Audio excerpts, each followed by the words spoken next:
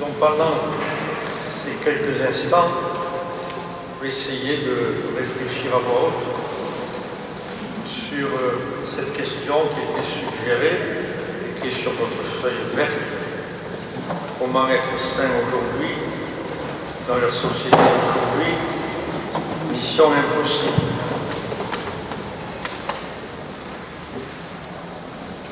Déjà, l'évangile qu'on vient de lire est celui qu'on a lu le jour de la Toussaint. Il y a donc un rapport aux yeux de l'Église avec la sainteté. Cette description que fait Jésus nous montre ce qui, à ses yeux, est conduit vers ce bonheur de la sainteté, vers ce bonheur de la vie chrétienne. Et ça a été décliné sous des mots que nous connaissons bien: être pauvre de cœur, être doux, les affligés, ils seront consolés, les affamés, les assoiffés de justice, les miséricordieux, les cœurs purs, les artisans de paix, les persécutés pour la justice et les persécutés à cause de Jésus. J'ai envie de dire, tout ce qui vient d'être décliné, c'est pas lié à la société dans laquelle nous vivons. La question dit, est-ce qu'on peut être saint dans la société d'aujourd'hui? Mission impossible. Il n'a jamais existé une société dans laquelle ce n'était pas une mission impossible. Si c'est une mission impossible, d'avoir un cœur pur, d'être pauvre de cœur, de choisir la miséricorde, d'être assoiffé de paix et de justice, vous voyez bien que ça dépend de nous. Et ça dépend du travail qui se fait en nous. Sur la feuille verte, j'ai demandé qu'on mette le début du chapitre 5 du Concile Vatican II, la Constitution dogmatique sur l'Église, parce que ce fut une grande nouveauté dans la réflexion de l'Église. Dans la réflexion de l'Église, ça avait déjà été dit, mais pas dans un texte comme ça, officiel, parlant de l'Église, sur cette Constitution qui présente l'Église. Les pères conciliaires ont voulu faire un chapitre, le 5e, sur la vocation universelle à la sainteté dans l'Église.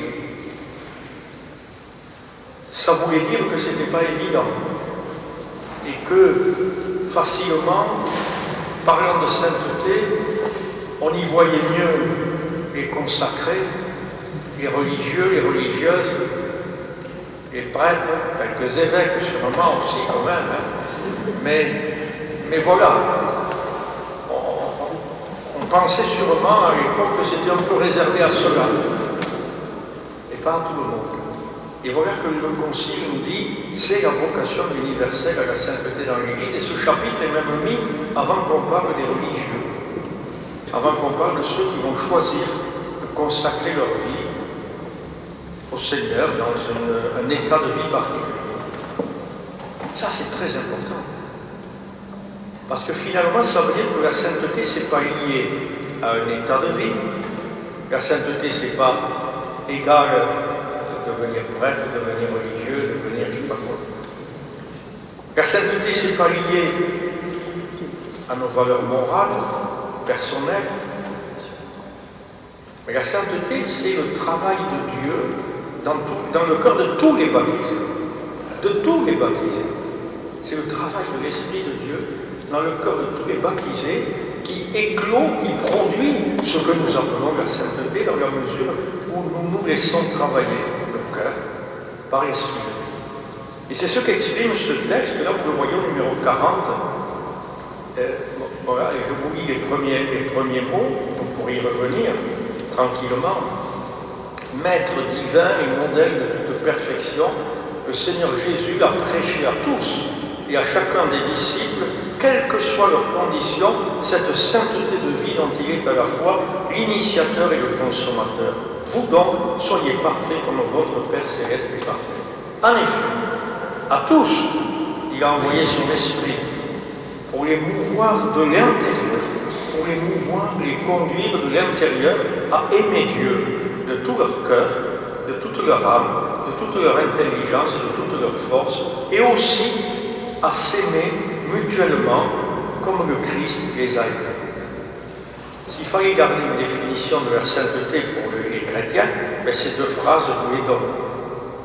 C'est-à-dire accueillir le travail de l'Esprit en nous, qui à l'intérieur de nous-mêmes nous aide à aimer Dieu de tout notre cœur, de toute notre âme, de toute notre intelligence, et à nous aimer mutuellement et avec tous ceux au milieu desquels nous vivons. Voilà. C'est dire que la sainteté n'est jamais achevée, que la sainteté c'est quelque chose en cours. On est en train de devenir saint. Dieu est en train de nous sanctifier. L'Esprit de Dieu est en train de nous sanctifier. Et c'est pour ça, si vous revenez à ce texte de Vatican II, vous verrez ensuite comment les pères du Concile décrivent ce chemin qui peut être fait. Alors ils prennent les catégories de gens. Ça commence par les évêques, parce qu'on en a besoin. Alors ils commencent par les rois, les évêques, pour se laisser travailler par l'Esprit, il faut faire attention à ça. Puis les prêtres. Et puis ils passent, immédiatement après, ils passent à la famille. Ils passent aux époux chrétiens. Comment les époux chrétiens peuvent et doivent accueillir le travail de l'Esprit en leur cœur. Et puis ils passent aux veuves, aux célibataires. Comment les veuves, les célibataires peuvent vivre. Et puis ils passent à la vie professionnelle. Comment, dans la vie professionnelle, on peut vivre, accueillir ce travail de l'Esprit et se laisser modeler par l'Esprit de Dieu à travers notre manière d'exister et de vivre notre profession. Vous voyez, il prend après chaque catégorie pour dire que le travail de Dieu qui nous rend saints s'adapte à chacun de nous. La sainteté n'est pas extérieure à nous, la sainteté c'est l'œuvre de Dieu en nous, qui vient unifier tout ce qui a besoin d'être unifié et qui l'unifie en fonction de nos âges, en fonction de notre état de vie, en fonction de notre profession, en fonction de ce qui nous arrive, un peu comme on dirait que l'Esprit Saint nous suit, et ne nous abandonne pas, et sans arrêt nous façonne à la manière de Dieu, c'est-à-dire comme des fils, des filles de Dieu. Il nous fait un cœur de fils, un cœur de fille, et puis un cœur de frères et de sœurs les uns des autres. Et ça tout au long de notre vie et de notre existence. Vous voyez, on tient à la fois, quand on réfléchit à la sainteté, d'une part, que c'est vraiment le travail de l'Esprit de Dieu, que ce n'est pas à nos forces qu'on devient saint. C'est autre chose que la perfection. C'est-à-dire que quelqu'un est parfait, il a toutes les qualités, mais où il en est de sa relation à Dieu, où il en est de son être de fils, il est tourné vers lui-même en train de se contempler, en train de dire ça y est, j'ai encore fait un progrès, regarde comment je suis, cette fameuse parabole que vous connaissez bien, les pharisiens et les publicains, celui-là qui est devant, le pharisien qui dit Seigneur, je te bénis, parce que tu as vu comment je suis, je jeûne 3 fois par semaine, je donne la dîme aux pauvres, Il est en plein dans l'orgueil, il est en train de se contempler, au lieu de contempler Dieu, de contempler l'œuvre de Dieu, de rester ouvert à cette œuvre de Dieu et de se laisser travailler sans cesse pour devenir davantage unis dans le cœur à cet amour que Dieu nous porte à chacun d'une manière unique et personnelle. Vous voyez ça? Et puis de l'autre côté, il nous faut bien tenir que cette rencontre de Dieu porte des fruits en nous. Donc les fruits, ça doit pouvoir se voir, ça peut se regarder. Mais les fruits tout seuls ne nous disent pas tout, parce que je ne sais pas, moi, de l'extérieur, où en est, comment l'esprit, comme dit le texte, le travaille à l'intérieur, travaille l'autre à l'intérieur. Alors parmi ces fruits, les béatitudes en énoncent un certain nombre. Parmi ces fruits, chacun de nous, on va être plus attentif à celui-ci ou à celui-là. Les fruits sont aussi multiples l'œuvre de l'esprit en nous, et qu'est multiple et grand les situations de la vie dans laquelle on doit se déployer le religieux. Alors c'est pas étonnant, même si quantitativement c'est pas beaucoup, que dans la catégorie de ce que l'Église va appeler les saints, avec un S majuscule, en mettant un jour de fête pour eux, on peut trouver de tous les âges, on peut trouver de tous les états de vie, on peut trouver de toutes conditions, de tout pays. Alors ça, c'est pas étonnant. C'est pas étonnant. Parce que le désir de Dieu, c'est que chacune d'entre nous, nous soyons donnés à lui et donnés aux autres. Et l'Esprit de Dieu nous travaille pour que nous soyons donnés à lui et donnés aux autres. C'est donc, voilà, c'est toujours en train de se faire parce que nous sommes fragiles, parce que ça résiste en nous, parce que nous sommes pleins d'autres choses qui ne laissent pas l'œuvre du Seigneur se déployer totalement en nous, parce qu'il y a de la résistance, parce que le sel s'affaiblit, parce que la lumière s'obscurcit un peu en nous, et que nous ne laissons pas cette œuvre du Seigneur passer dans nos cœurs. Alors, comment être saint aujourd'hui dans la société d'aujourd'hui? Mission impossible. Non, c'est pas mission impossible, puisqu'il s'agit de chacun de nous d'abord. S'il s'agit de chacun de nous d'abord. C'est à nous aujourd'hui, nous serons, si nous sommes saints aujourd'hui, nous serons des saints de 2013.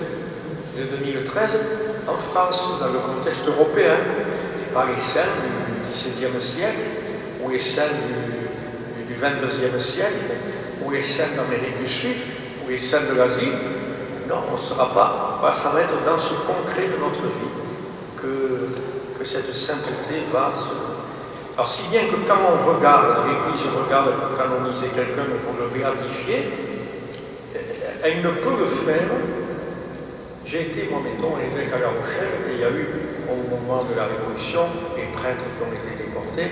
Il y avait à Guyane, il y en a eu 800 ou 900 qui ont été déportés, et puis il y en a eu 300 béatifiés et canonisés. Pourquoi pas les autres? Ils ont été martyrs pareil. Parce que on ne savait pas assez de choses sur eux pour pouvoir dire que dans cet événement qu'ils avaient vécu, ils avaient pu exprimer ce don au Seigneur et ce don à leur frère. Donc vous voyez, on regarde un peu les fruits de l'Esprit dans le cœur et dans la vie de chacun. Mais ce qu'il nous faut retenir, c'est que vous, moi, aujourd'hui, nous sommes en chemin de sainteté. C'est-à-dire nous sommes en chemin de devenir ce que Dieu essaie, par son esprit, de transformer, de changer, d'unifier. Je pense que l'idée d'unifier, c'est très important. Qu'est-ce que c'est qui nous unifie? Est-ce qu'on est très dispersés? On a nos vies professionnelles, on a nos vies affectives, on a nos lectures, on a nos passions, on a nos blessures, on a...